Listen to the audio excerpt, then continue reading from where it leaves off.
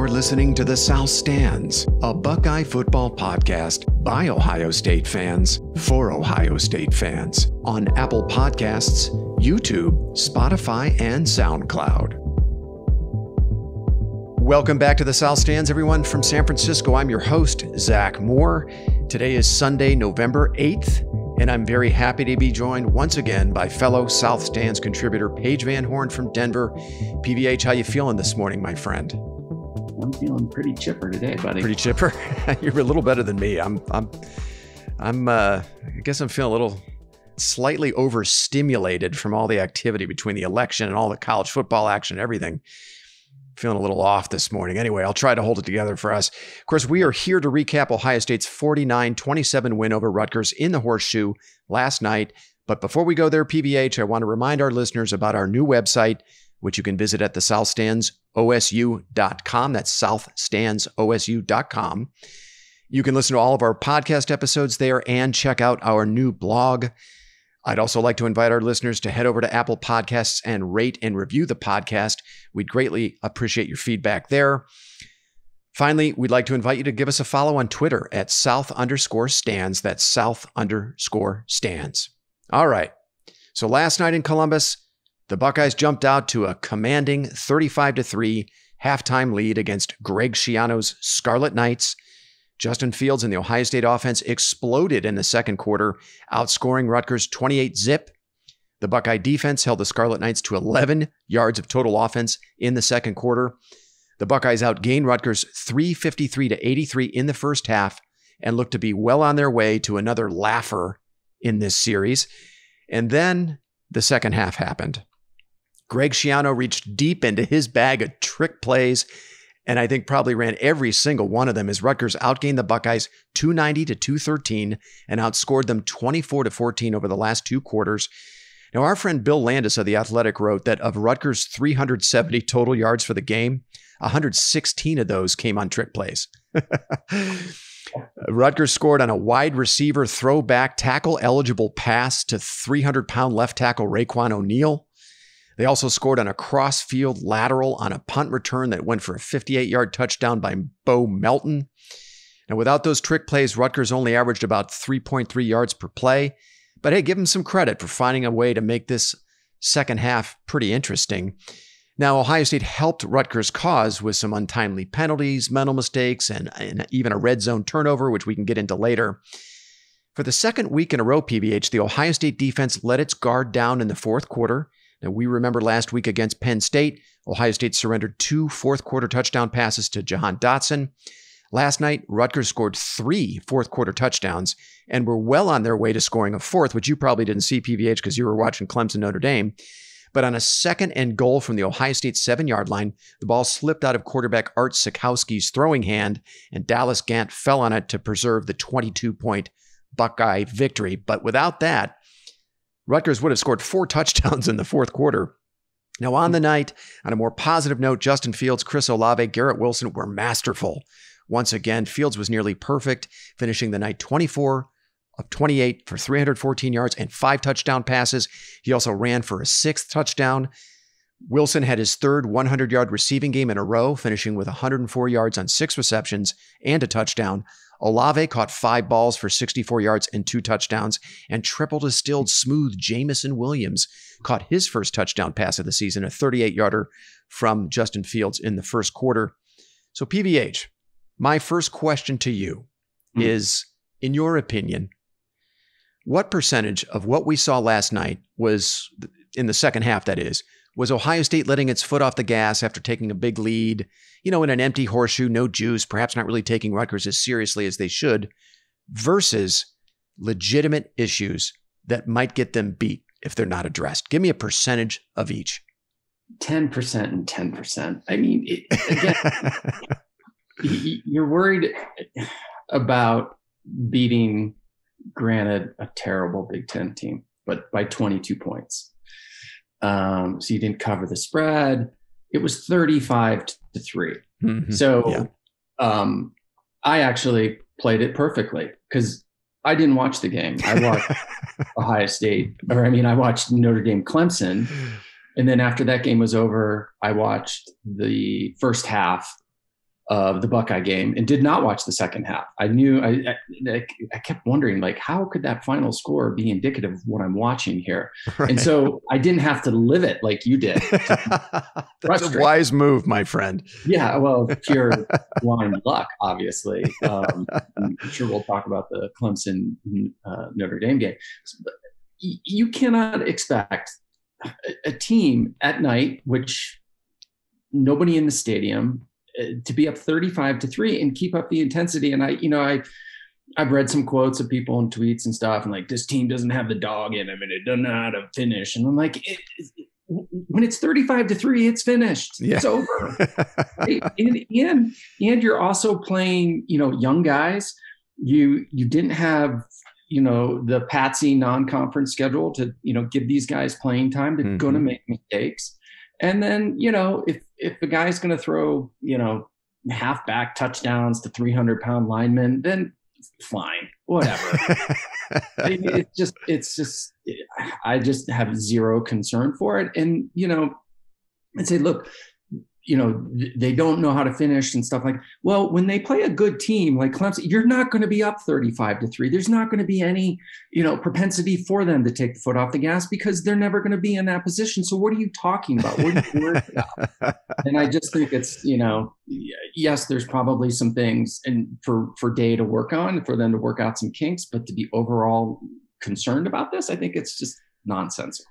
Yeah. Okay. Yeah. Fair enough. Now, for me personally, it's 70% taking their foot off the gas and 30% legitimate concerns.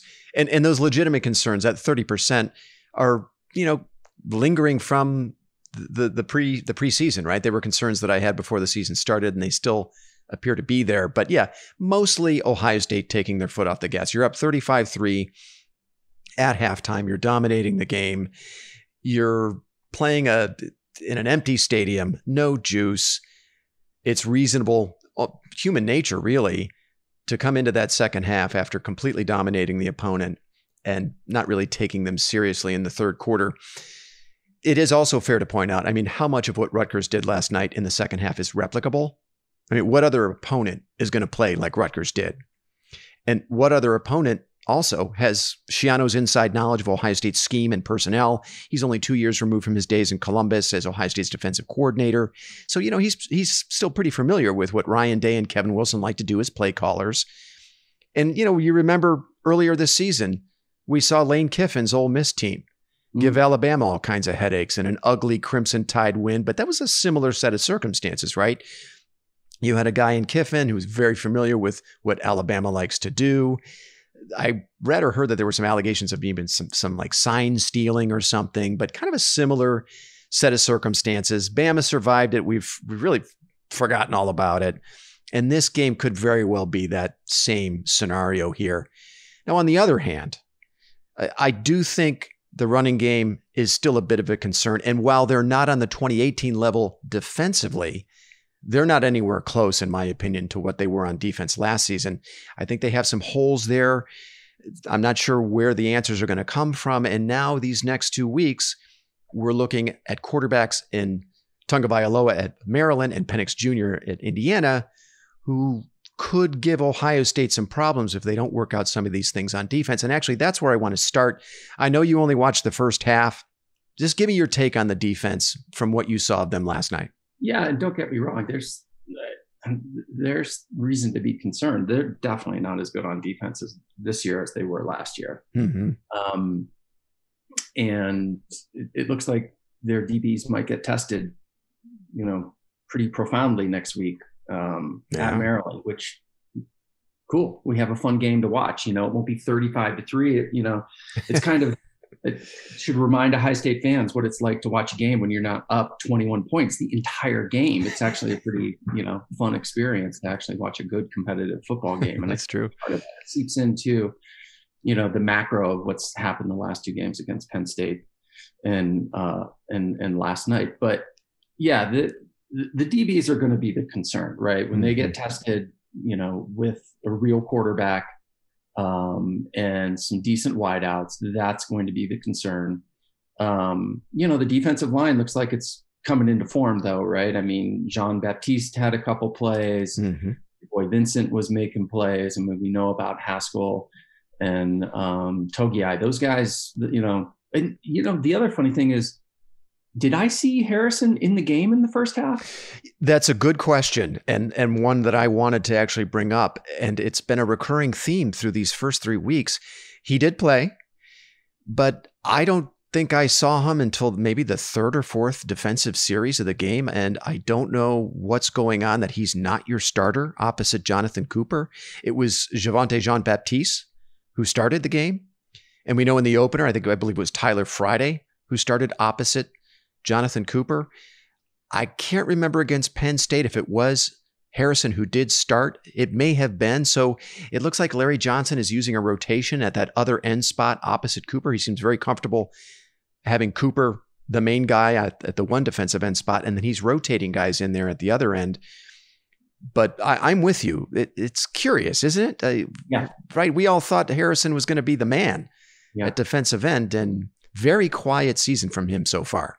Yeah. Those other guys are playing well. And it could just be a thing like, you were speculating maybe he was in the doghouse or something like that. Maybe he's, he's not the second coming of Chase Young at this point. And so these other guys are getting playing time. Mm-hmm. It is, you would have thought though, just with his physical, stats, I mean, that guy would be an impact player. It just hasn't turned out that way yet. But that happens. That's those aren't guys typically that can come in and can make an impact right away. He's only a true sophomore, and that's right.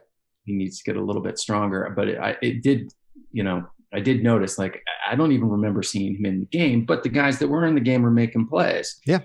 And I think the linebackers were fine, right? I didn't see any, awful and I'm on the linebacker love train this year. I'm not going to embarrass those guys anymore. I'm going to roll with them. The question is going to be, Hooker in the safety spot, Seven Banks, Wade will be fine. But when they get tested by their, a real legit quarterback and wideouts, which is probably happening next week, we could see some fireworks in a sort of a negative way for that secondary. I'm with you there. And we'll get to Maryland certainly a little later in this pod. And of course, we're going to preview the game later this week, but I'm with you. My concernometer is bumped up several points for that game. My take on the defense, I thought in the first, it really was kind of a tale of two halves, wasn't it? You had 35-3 total domination. You'd held Rutgers to under 100 yards of total offense in the first half. And then you have what transpired in the second half, fueled largely by trick plays.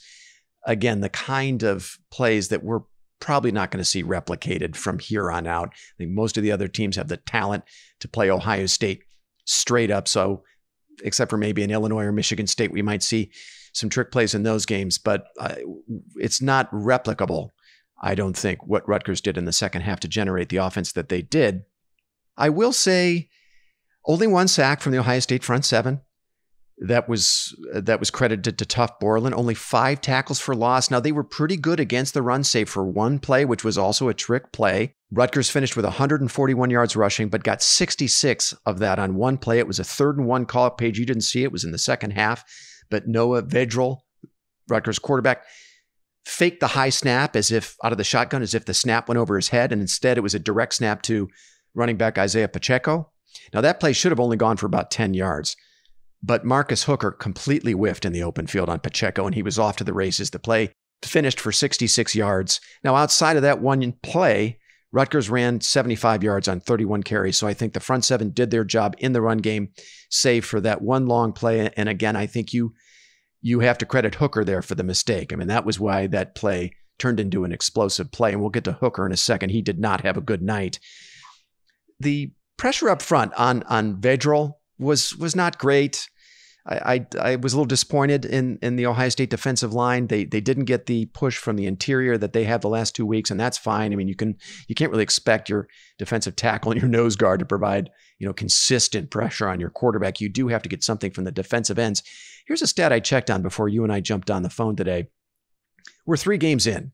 The Ohio State defensive end rotation has produced only 3 sacks and 1 other tackle for loss. 3 games in. We're only 3 games in, not even halfway through this journey. So we'll see if that changes. But it's been a bit of a disappointment from the Ohio State defensive end rotation. We kind of already started talking about it with Zach Harrison. Where has he been so far? We were expecting big things from him. So we'll see what transpires as we go along here from that defensive end rotation. Rutgers had three different quarterbacks throw passes in this game, and they even had a wide receiver on that throwback pass on the tackle eligible. I think it was actually statistically a lateral because the ball didn't go forward, but that was actually from a wide receiver, that play. But they had three other quarterbacks take snaps and throw passes in this game, but Rutgers only averaged 4.8 yards per completion. I think you have to say the defense did its job there, really limiting them in the passing game. So the issue for me, though, if we're talking about the secondary, and Doug Lesmerises was really hammering this on the Buckeye Talk postgame pod today, was really on the back end of the defense with Marcus Hooker. Lesmerises is really out on Hooker, and I tend to agree with him. Hooker's simply not doing his job on the back end. And I'm not even sure about Marcus Williamson at the slot corner. Both of those two had their moments where they were late, rotating over to the ball, missed tackles, not making great reads, not taking great passing or tackling angles. You know, with Cam Brown out, there was an opportunity for Tyreek Johnson to step in and do something, and he was pretty disappointing last night. Again, you didn't get to see much of him in the second half, but Johnson had a couple plays who looked like a chicken with his head cut off. You know, we're talking about a top 25 player, a 5-star, and he's been a pretty big disappointment so far. So I don't know where they turn in the secondary. I was very, very surprised that Marcus Hooker won the starting safety job over Josh Proctor. And when we talked to Nathan Baird of Cleveland.com a few weeks ago, Baird was like, oh, that's kind of a known thing, right? We've known about it for months, actually, that Hooker was going to start. And I was like, really? I was really surprised to hear that. I mean, those guys know better than I do, but I thought that had to be very disappointing for Proctor.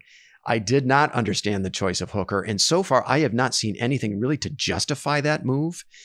And I'm wondering if we're very soon going to see Josh Proctor getting most of the playing time at safety. Do you have any thoughts on that? Well, I was wondering who else could they potentially go to after those two guys? I mean, you know, like safety is one of those positions, like you look at Fuller from last year, you just don't make terrible errors, right? Kind of be okay. Right. We don't need you to be Malik Hooker, right? You just make an open field tackle, right? When, they break, the second level and you got to be there, you got to make those plays. Right. And so I'm wondering, is there anybody else they could potentially go to? I don't know. I mean, yeah. Well, the name that came up during the Buckeye Talk postgame podcast today was Ryan Watts, who I believe is a freshman. He's certainly an underclassman. I'll have to look Watts' profile up, but he was a player who saw a little time last night. Maybe he gets into the mix.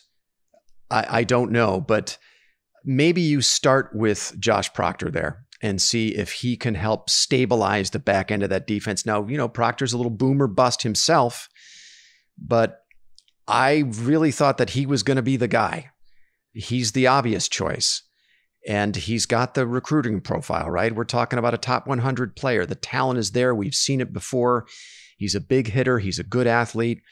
I kind of feel like what do you got to lose? Because Hooker's just not getting it done. Now, look, it hasn't been damaging yet. Ohio State just hasn't faced a passing game, hasn't faced an opponent that can make them pay for mistakes on the back end. But now as we start to look forward to offenses in Maryland and Indiana that could do some damage, and certainly beyond that, as we apply that Clemson, Alabama standard, that's something for Ohio State to work on. Let's not push the panic button either. This is not DEFCON 5 either. I don't want to overreact to that, but I do think it's problematic and something they need to address. They go to a 2-deep safety. Again, they could. My pay grade for understanding defenses, but when did a single safety become like the way that all defenses play that position these days? So is there ever a scenario where Proctor and Hooker are both in the game? Yes. And then so who are you taking off the field at that point? You start to play somebody like next week Maryland, where you might see a more prolific run game, some true, game breaking athletes. Mm-hmm. The guy that screams that comes out of that game is our friend Tuff Borland. And so maybe if you have both those guys back there, you potentially limit the big mistakes that, either one of them seems to have propensity to make when they're out there on their own. Well, we have seen 2 safety looks with both players on the field several times this season, depending on the situation. So maybe that is a look that we see more of, that they go away from that 3-corner look. I mean, look, I don't think Marcus Williamson is setting the world on fire. And I always felt that last year when they went to that 3-corner look with a single high safety, it was just because they had 3 very special cornerbacks that were just too good to keep off the field, right? You had Sean Wade, who could play in the slot. So I thought it was just the personnel that dictated the way that they played. But I think the personnel probably dictates a different approach this year, where you don't have the guys at corner, right? 3 future first-round draft picks at corner that dictates that you play that way. Maybe you do play with 2 safeties. But to me, it seems Proctor needs to be out there a little bit more than he has been. Well, and again, it comes back to, we kind of suspected the defense would take a step back, and maybe they're witnessing, and it is what it is. I mean, these are the guys you have, you got to roll with them. And so I don't know. I think I read they're like 39th in total defense, which is not great. How much of that is at garbage time, in the second half, probably skews those numbers a little bit, but I don't think we thought we would have a top 5 defense this year like we did last year, and we clearly don't. So they're just going to have to roll with the guys that they have, and, your coaches make adjustments, right? Yeah. Call a scheme that's going to work for the personnel that you have. No, I totally agree. And it's Rutgers. It's an empty horseshoe. You're up 35-3. You did your job on both sides of the ball, getting command of that game early on. Greg Schiano junked it up in the second half, playing a way that nobody else on their schedule, I don't think, is going to attempt to play. So let's not overreact either. I freely admit I tend to be the one between the two of us that overreacts to these sorts of things. Well, especially in this case, because you watched it and I didn't. So there's probably a reason why. Yeah. So as a quick aside, by the way, good move on your part to just record Ohio State Rutgers and really focus on what was a great Clemson Notre Dame game. I still have yet to go back and look at the replay of that game. I had it on my iPad and was paying a little bit of attention to it while I was watching Ohio State, but I was just so irked that the Big Ten put this game in primetime. Why play this game in primetime? And I know advertising dollars, all that stuff, eyeballs and primetime, all that stuff, but God, why play this game in primetime? This is a 9 a.m. kick. If you're on the West Coast like me, this is a noon kick. Should have been a noon kick. Get this out of the way so we can all watch Clemson Notre Dame. I was so annoyed by that. Yeah, that was annoying. But the reason for why they probably did it, though, is because it was the Big Ten network got the game. And when they Ohio State, they want to put Ohio State on primetime because they know that's going to draw the biggest number. Yeah. And then you also had the Joe Biden thing, right? Which was hilarious, right? When they cut over from the game, everyone's like, God, where's the USA channel? I'm like, is that still a channel? Miami reruns on the USA network. Okay. All right. I'll find the Notre Dame game. Between Biden's speech, which I did want to watch, and the Clemson Notre Dame and Ohio State Rutgers, I was just, by the end of the night, I was completely overstimulated. I went to bed and my mind was just racing a million miles an hour, which explains why I'm feeling a little groggy today. All right. Let's switch over to the offense. And I want to spend a little time waxing poetic about Justin Fields and Olave and Garrett Wilson, because they really are a sight to behold, and we can't ignore the obvious. And we do want to stop and appreciate what this team does well. It still does a lot of things really well. But before we get there, I want to talk a little bit about the running game. 203 yards rushing on 37 carries, 5.5 yards per carry. On its face, those numbers aren't bad. Now, 38 of that came on a fake punt to Steel Chambers, but, not terrible numbers, not, decent. Now, Master Teague and Trey Sermon got 12 carries each. They combined for 128 yards. I know you just watched the first half, but what did you see from the Ohio State running game last night?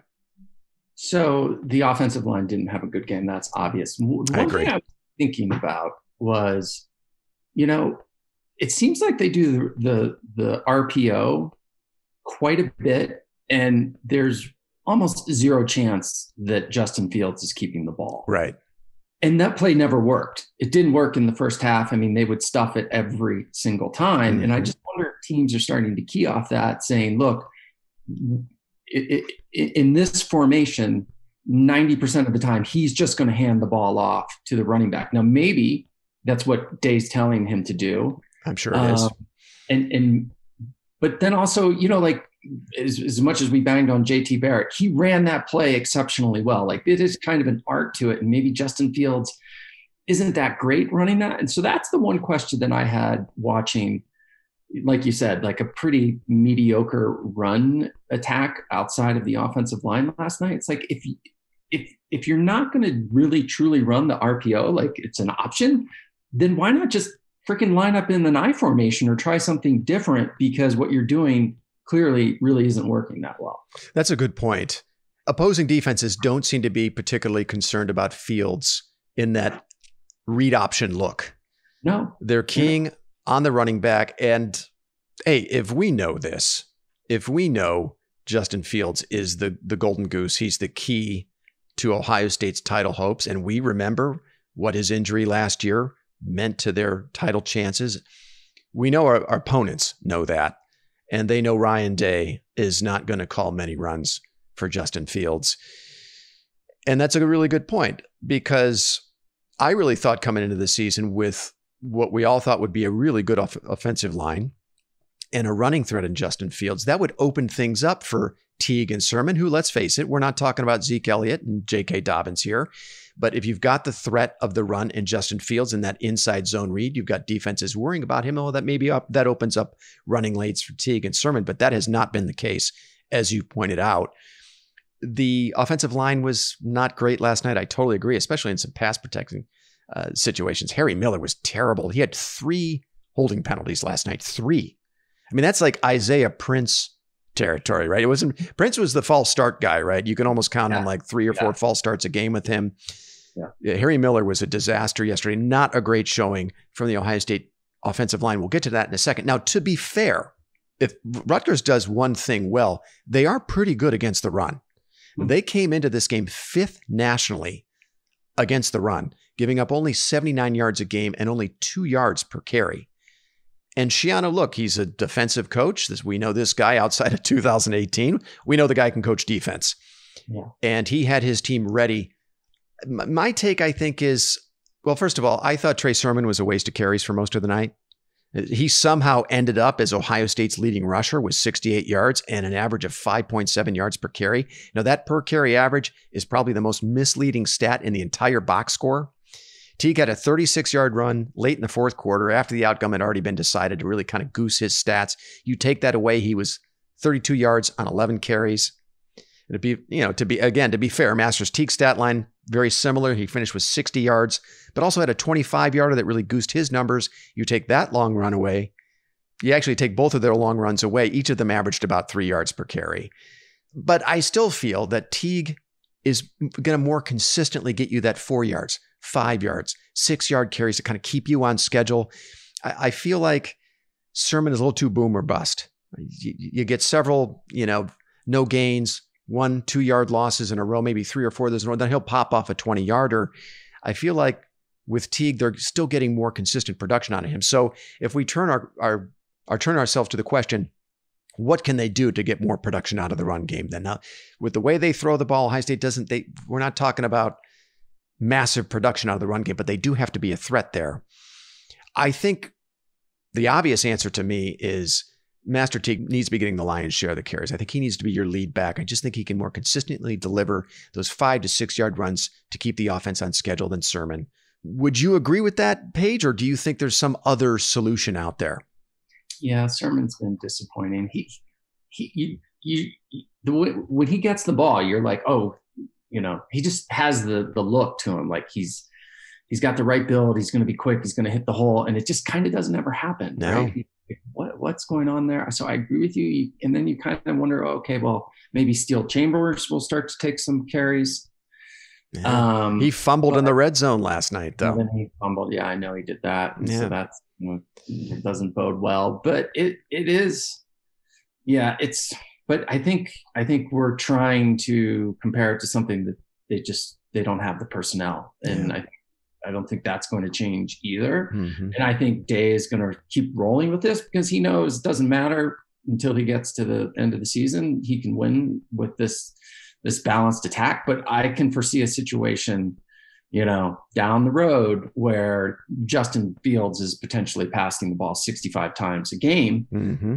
And I think they can win that way, by the way. I mean, just the amount of weapons that they have, like a 5-yard curl, that's not that hard, right? I mean, for that team, Mm-hmm. that's practically a run play. So I do envision a potential game scenario where they have to do that, and I think they can be successful. But that's only going to be against maybe 2 or 3 teams in the whole country. The one thing that gives me a pause about just conceding that the passing game will really drive this offense, and let's not worry so much about the running game, is this is still the Big Ten. And we're playing games in November and December. And last night was unseasonably warm. I think it was like 70 degrees in Columbus. Very nice, perfect conditions for a football game last night. We can't count on conditions like that going forward. You go to Illinois, who stinks, right? We know that. But for whatever reason, historically, the games there are just ugly. And you got those tornadic level winds there where maybe you're not going to be able to, you can't be as effective in the run game, or pardon me, you're throwing the ball, and you're going to have to be able to run the football a little bit. And this is a weird season because we're playing regular season games well into December. And we know the weather is ultimately going to become a factor. So they do have to figure something out there, something that's going to give them more consistency. I would personally start with giving Master Teague the lion's share of the carries. There also is something to, when you're doing this 50-50 split stuff, J.K. Dobbins admitted it in 2018 or after that season, right? He said it beginning of last year that it was really tough for him having to split carries with Mike Weber. It was tough for him to get into a lather, get into a rhythm. Maybe you go with Teague, you give him the lion's share of the carries, you let him get into a lather. He might be a little bit more effective, but I think he's their best bet. And then you let the passing game kind of make up the rest of the deficit there. Yeah. That's what I think. And I like your point also, Paige, about how a little flare out to Chris Olave, a little bubble screen out there for 6, 7, 8, 9 easy yards. That's as good as a running play, right? Yeah. So maybe you do a little stuff there with those jet sweeps, right? We saw a jet sweep again to Wilson again. It didn't go for as big a yardage, but they ran that jet sweep again. So you get the wide receivers maybe a little bit more involved in the run game. Maybe there's a solution there. So we'll see how that happens. But again, to be fair, if Rutgers does one thing well, they do defend the run pretty well. So give them a little bit of credit. I also just did something that's also a little unfair to both Sermon and Teague, which is take away that 36-yard run. Well, hey, give the kid some credit. It was a 36-yard run. You can't take that away. Same with Teague. He had a 20-yard run. I'm like, well, you take that away, but you don't, right? You got to give those kids credit for making those plays. So, well, who would have thought Rutgers would have been in the top 5 in anything? I know. That's actually the most stunning statistic I think I've heard all year. So, maybe there's something to that. And, the other thing that when you were talking, as I mentioned, the run pass option, Day's not dumb, right? He's like, look, we'll keep running this play and then I'll unleash the real thing when I need it against Michigan, right? Like he could be setting teams up, we're just going to, we are going to give it to Master Teague or Trey Sermon 80% of the time, but down the road, you're going to really start to key off it. and when Fields keeps it, guess what? He's gone for 50 because there's nobody at home. We will at some point see Justin Fields as a runner. And I think when they really have to rely on him to run the football, which they have not yet needed to do, we will see him as a runner. The goal here is to keep him upright, to keep him healthy, to minimize the bumps and bruises and wear and tear on his body until they really need him in the run game. Yeah. All right. Maybe we spend a little bit of time on what we saw in the passing game from Justin Fields. Let's marvel a little bit more at what we're seeing. It's like Chase Young last year. It really is. It's just so incredible to watch, and you feel dumb talking about it, but then you have to take a step back and say, Jesus Christ, this is really good. It's just Wilson. And the funny thing about Wilson, it doesn't seem like he's that fast, but my God, he's just constantly wide open. It's crazy. It's crazy. He's fast enough. He runs precise routes. I think he and Olave are highly intelligent players. And that's just that's not me talking about as a guy who knows anything really about football. But to me, there's an intelligence in the way that they play. But is there anything more beautiful than the way Garrett Wilson works a sideline with his feet, or the back of the end zone with his feet, as he did on that touchdown catch? Oh my God. He always seems to get 2 feet down. He's like he's like Baryshnikov getting 2 feet down, the grace. And I don't think people understand just how difficult that is to do. You got a guy hanging on you that you've beaten in coverage. The ball's, coming at you 70 miles an hour, and you have the wherewithal to, snare the ball out of the air, secure it, and do the little pitter patter to get those 3-4 steps in before you go out of bounds. I think that is poetry. There was a catch he had, so clearly it had to be in the second quarter. It was sort of a crossing route. It was maybe 15 yards, and Fields ripped it. And it wasn't behind him, but it seemed like it was like at least on his back hip. Mm-hmm. And he just snared that ball like nobody's business. Like it was just no problem. And, like not only, just being an intelligent player in general and running just amazing routes. Those guys have ridiculous hands. They don't drop anything. It's nuts. Yeah, and it doesn't seem to matter. They can pull down balls in traffic, contested balls. It's almost a disappointment. You're almost like, what happened there? When the rare incompletion, right? Which, in those cases, it's usually some ridiculous catch that no other receiver would have any chance at even making a play on. In the second quarter, that at one point he had less incompletions than he did touchdowns. More touchdowns than incompletions. I saw that stat. Exactly. Couldn't quite get that out. Yeah. That's absurd. It's absurd. The level of accuracy from Fields, it seems like eons ago, going back to last season, where we weren't sure how accurate he was going to be. Maybe he's more of an athlete than a thrower. It just seems absurd to me that at Georgia, when he did come into the game as a freshman, Kirby Smart just used him in the single wing as a running back. Like, why wouldn't you want to see him throw? The arm talent there is stunning. The accuracy, it's Joe Burrow level accuracy that we're seeing from him. He is really, I think he's completing well over 80% of his passes so far, which is, I think that's tops in the country, certainly of his contemporaries, his fellow Heisman candidates. It's the highest completion percentage. It's stunning. And what can you say about Chris Olave? Very similar in terms of the way that he can work a sideline, get both feet down, reliable hands. He's obviously slightly more of a vertical threat than Wilson, but this combination of quarterback and wide receiver, when have we ever seen this level of playmaking before? We can count on one hand when we've seen it. Mm-hmm.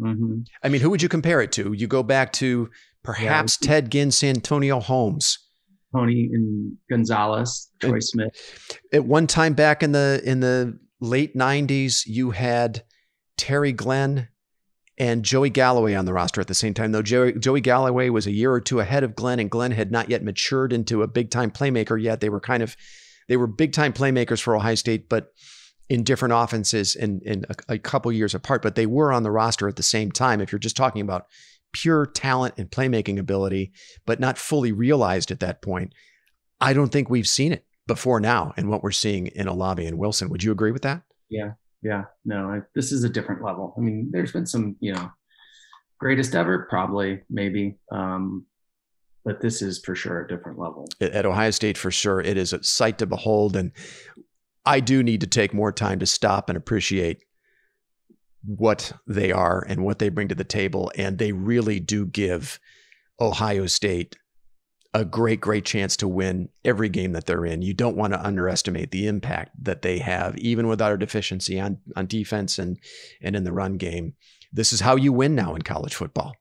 Just ask Georgia, right? Georgia yesterday against Florida, they went into that game with a guy who should probably be playing Division III at quarterback, but with a great defense and talent, 5-star talent everywhere else on the roster. And they got run out of the stadium by Florida, who has elite play at quarterback. This is how you win now.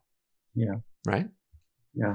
Well, it's the most important position on the field. It can make up for so many deficiencies elsewhere. It's crazy. It really is crazy. The offensive lines and how they, calling plays, setting up plays.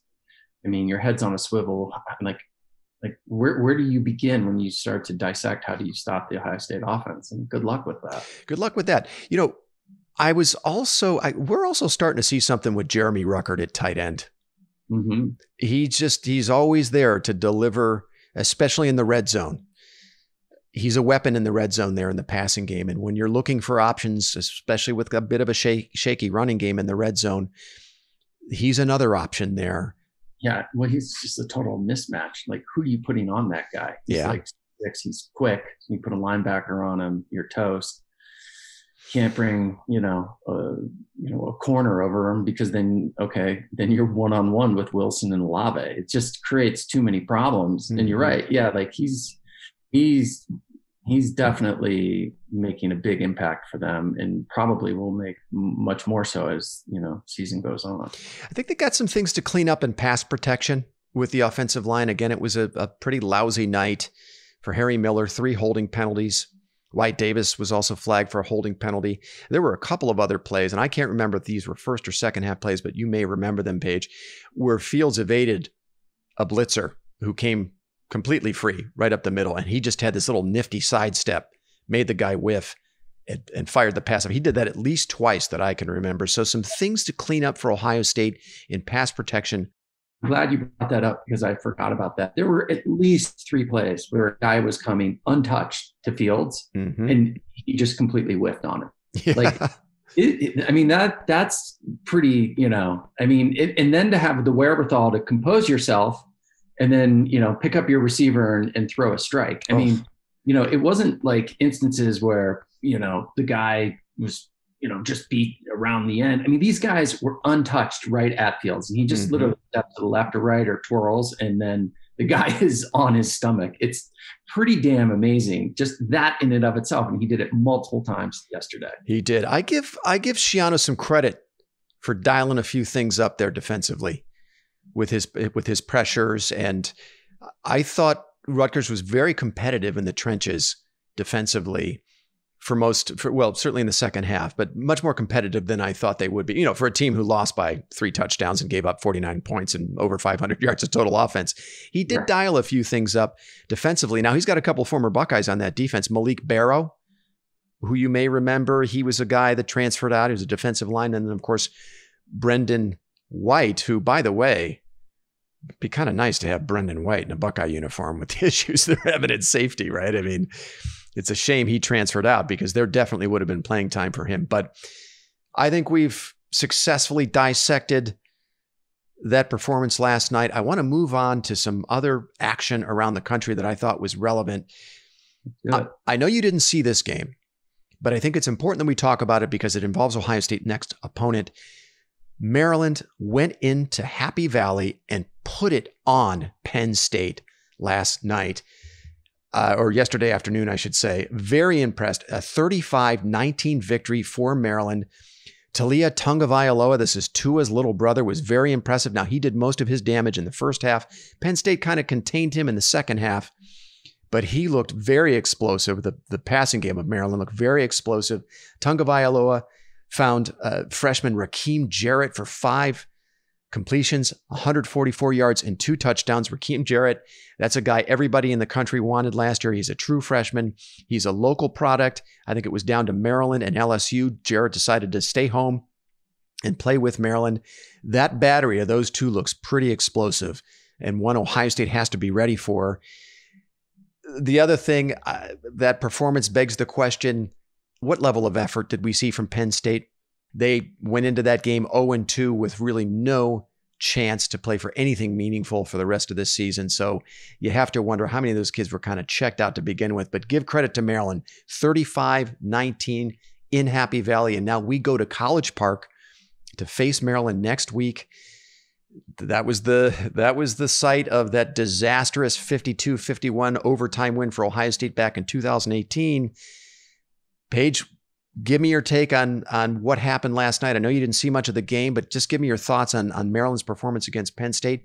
And let's spin this forward a little bit and how you might think that game looks against Maryland next week. Yeah, that'd be great if we could talk about a game I actually watched.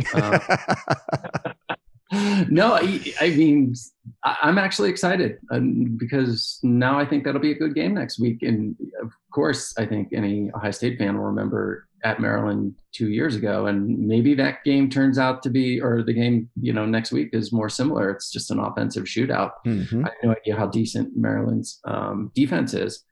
But with Tua's little brother, he could give our DBs fits, and so it'd be a good test for Ohio State. So I'm glad, I'm excited. And the other thing I was thinking, what's the combined record of Penn State, Michigan, and Michigan State at this point? Is it 2-8?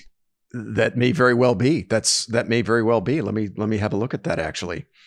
Penn State. So you've got Michigan at 1-2, Michigan State at 1-2. So that's 2-4, and then Penn State 0-3. So 2-7 combined record of the teams that once made the East Division in the Big Ten one of the toughest in the country. Of course, you count Ohio State in the mix there, but those three teams are bringing up the bottom of the Big Ten East standings right now. You got Penn State in dead last place, Michigan State just ahead of them at 1-2. Well, you give Michigan State ahead in the standings, right? With the head-to-head victory over Michigan. Yeah. A very sudden and interesting change of the guard in the Big Ten East, right? Outside of Ohio State, of course. But now you've got Indiana, who's technically in first place tie with Ohio State, and Maryland. Now the challengers to Ohio State in the East. What do you think of that? It's stunning. I'm actually happy for it because I think Ohio State needs to be tested. Yeah. And who knows how good Penn State, 0-3 for Penn State. Okay. That's hard to believe. We probably get to Michigan. We can talk about that, but I don't think anyone's really concerned about that. So I think any good competitive games for Ohio State, and looks like Maryland, and I think Rutgers might turn out to be one of the better teams they end up playing this year. Like, who knows? The Big Ten is so upside down this year. But I want to see some competitive football, and I think anytime Ohio State gets tested is only going to bode well for them once they get to the end of the season. So I think that a weird turn of events, but I think somewhat a good turn of events as well. I would agree. It's kind of a nice welcome change, isn't it? Yeah.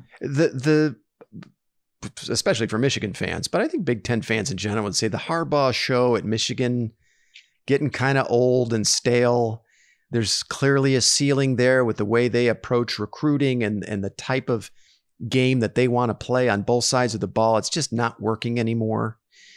And you might even be able to say the same thing of Penn State, that the approach is a bit stale. And we might even see both of those schools moving on from those coaches after the season. We'll see. I tend to think Franklin's in a slightly better position than Harbaugh, but man, I got to think Harbaugh's seat is on fire right now. And the one thing that separates Maryland and Indiana as kind of these new challengers in the Big Ten East is the fact that they have dynamic quarterbacks. That is modern day football. Texas Tech of the Big Ten, right? Where, they're like, look, we could, remember Stephon Diggs? He was, kid, Maryland has some guys. They always do. Some skilled players, and kudos to the coach to say, hey, look, we can't line up and beat Ohio State in the trenches, right? And win a game 30-27, but maybe we can compete with them if, we can get in a track meet. And so they adjust to the personnel that they have. And Maryland has skilled players. There's a lot of good high school talent in that region. Maryland gets some of those guys. Yes, they do. Team fits. Yeah. Yeah. If Loxley can start keeping more of these guys at home. Chase Young was a Maryland kid. Yeah. Dwayne Haskins from the same area. There is good prep talent in Maryland. So we'll see. Well, we don't get too far ahead of ourselves, but yeah, Mike Loxley seems to be pretty well positioned here with Talia Tungavailoa and Raheem Jarrett. Those guys, you have to respect what they can do. Very explosive. So I'm not sure what to make of the Maryland defense. And again, maybe this points to just Penn State really kind of mailing it in yesterday. But, Maryland, if you look, they gave up 44 points in a win over Minnesota last week. They gave up 43 to, let's face it, kind of a plodding, mediocre, but improved Northwestern offense in the opener. They lost 43-3 to Northwestern in the opener. They eke out a win in overtime, 45-44 over Minnesota in week 2. Maryland defense did not play well, obviously, in either of those games. But then yesterday against Penn State, I'm going through the stat sheet here, 7 sacks of Sean Clifford and 9 tackles for loss. They pushed Penn State. I watched most of that game. They pushed Penn State around in the trenches on both sides of the ball. They also ran the ball pretty well, at least early on. So I don't know what they have on defense. I tend to think the outcome yesterday was as much a result of Penn State just not really bringing 100% effort into that game as it is the way Maryland played. But I agree with you. All of a sudden, this game at Maryland has some juice, has some intrigue, and it could turn into a track meet. And I might very well, honestly, if I had to rank them, with what I saw yesterday at Atunga Vailoa, he had an out-of-body experience in the first half of that game. He might very well be the second best quarterback in the league after Justin Fields. How the hell did he end up at Maryland? He transferred from Alabama. To be honest, I don't know the whole story there, but what a coup for Loxley. That's a huge get for him. So Michigan, equally uninspiring in a loss to Indiana. Now, you and I both picked Michigan to win that game. I regret that pick. I think I was 0 for 4. So yeah, no, I totally hedged on Clemson, Notre Dame. I think I said Clemson by a hair, but I said that I could totally see Notre Dame winning. And then I kind of went into what if Notre Dame does win? So it was a total hedge on my part, but I did technically pick Clemson to eke that one out, and they almost did. Let's get to brass tacks on Michigan.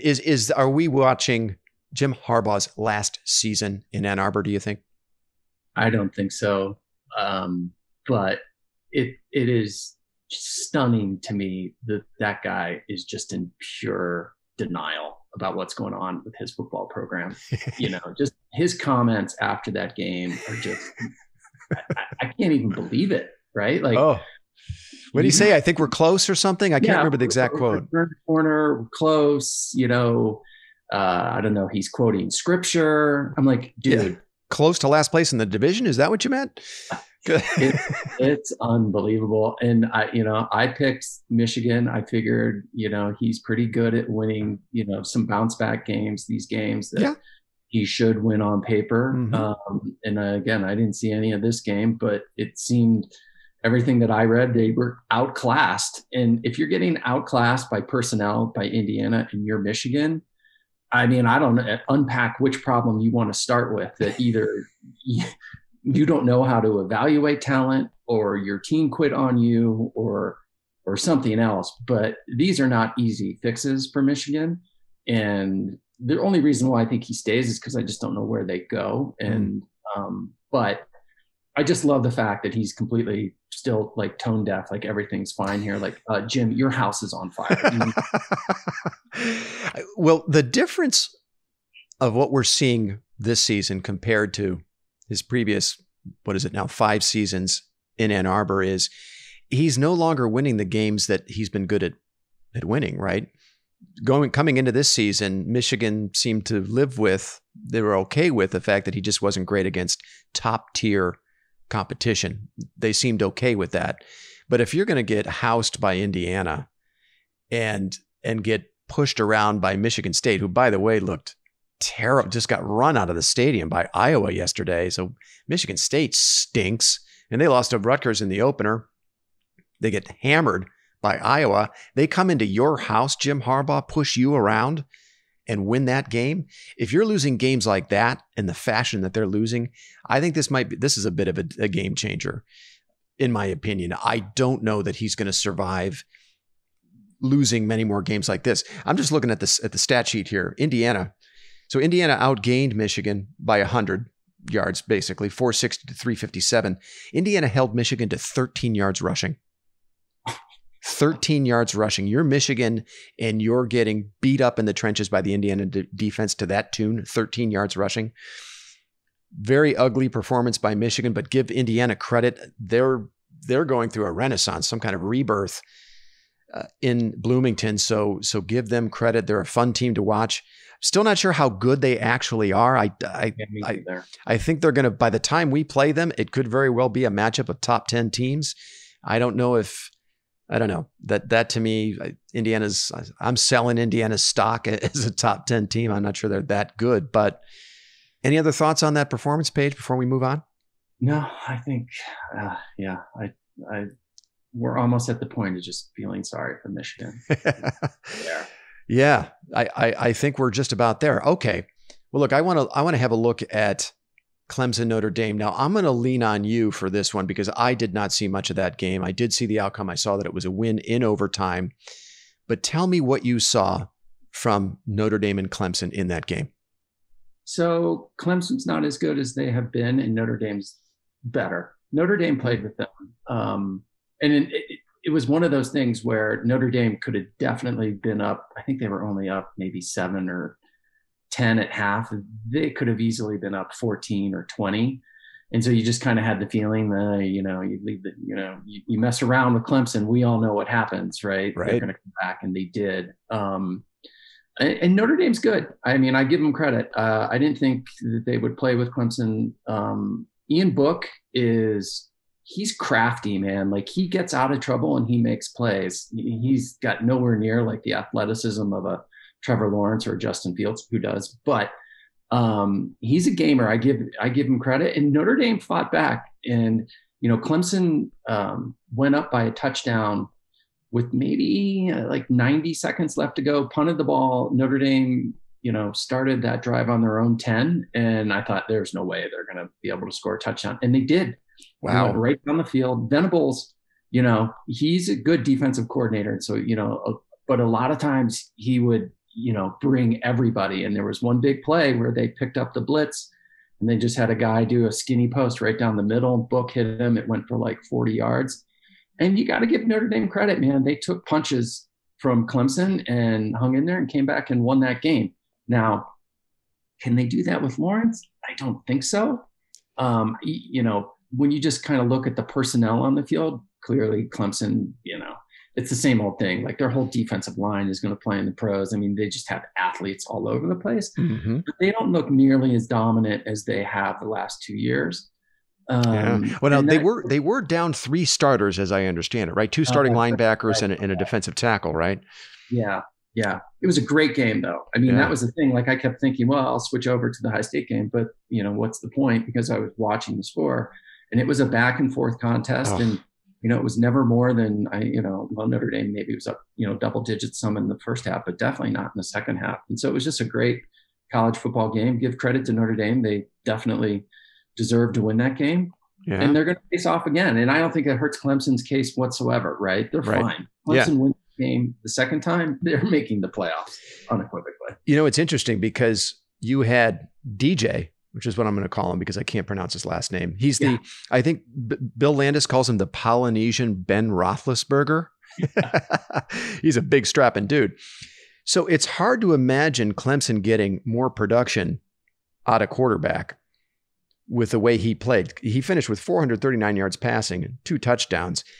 So, which begs the question, even had Lawrence played, would the outcome have been different? Because you can't play much better than DJ did. I guess you've got the threat of Lawrence as a runner. Yeah. I'm looking at the box score here again. I didn't see the game, but credit to Notre Dame. They really bottled up Travis Etienne. Yeah. Etienne, 28 yards on 18 carries, really stuffed him, and they limited him as a receiver. What Clemson likes to do is when Etienne he doesn't have it going in the run game, well, then they get him out of the backfield as a receiver, where I actually think he's more dangerous. I think he's a more dangerous player as a receiver out of the backfield than he is as a running back. And they bottled him up there too. I mean, 8 receptions, 57 yards, a long of 22. So yeah, credit to Notre Dame, 47-40. I have a feeling that the ACC title game could be a hell of a game. I think Notre Dame might be able to play with this Clemson team. Well, clearly they can. And the other thing is Ohio State can't afford a loss, because if that game's tight and say Clemson wins the second time, you could have a scenario where both those teams make the playoff. I think both of them might make the playoff, even if Ohio State does get in. Yeah. I mean, Georgia's out. Florida Florida, well, so there is a scenario in the SEC where the committee might be buying 2 SEC teams. Now, that would have to be Florida winning out, Bama going undefeated, and then Florida edging out Bama in the SEC title game. And you've got 2 one-loss SEC teams that look very good. So there's a scenario there where 2 SEC teams get in. And I think 2 ACC teams getting in is a scenario that's still very much alive. So if you had to set your playoff field today, who are your top 4? That's a good question. So Bama for sure, Ohio State for sure. Would you seed them that way? Would you seed Bama as your 1 seed? Would you have Ohio State at 2? Yeah. I'd have Alabama 1, Ohio State 2. I mean, you gotta go Notre Dame 3 and Clemson 4. Yeah. I've seen that very same order, I think maybe on ESPN or something. So I would agree with that. And I would leave the door open. Again, it would have to involve Florida beating, Bama in the SEC title game. I would leave it open for that scenario. Now, if both of these scenarios play out, now that could make it very interesting on Selection Sunday, right? Ohio State wins out, they're in. You've got a Bama, Florida, scenario where Florida is your SEC champ as a 1-loss. They're in, but you got Bama sitting there whose only loss would be to Florida, otherwise look very impressive. And then you have a scenario maybe where Clemson edges out Notre Dame in the ACC title game, and you've got 2 very viable candidates there to get in. Could be very possible, I think. It's 2020, right? Of course it has to be complicated. So I would not be surprised if that happened. The team that popped in my head, and who knows after 1 game, and it's really hard to say who's good in the Big Ten, but my God, Wisconsin needs to get back playing, right? Forgot about them, right? Because they have a different kind of a quarterback now than they typically have. And you don't want to forget about Wisconsin. Yeah. Yeah. And everyone, they're back because of the quarterback. Well, okay, let's slow the roll. They did just beat Illinois. Right. So let's see them do it, against a little better competition. And aren't they slated for Michigan this week? They are, but they still have quite a few active cases. I don't know the status of that game. I think we will know. Canceled. They're done. Yeah. Yeah. It's crazy. And, then there's that whole thing hovering in the background, right? This COVID cases are out of control, right? I mean, that could very well bring a hammer down on all this, but let's pretend that it won't, and hope for the best. Just enjoy. Yeah, hope for the best. Rounding the corner on COVID. We're rounding the corner. All right, my friend. Well, hey, look, we are well over an hour, and I think we've taken a look at every game that matters. I'm going to let you go. Thanks so much for making the time, and we will reconvene later this week to have a look at Maryland.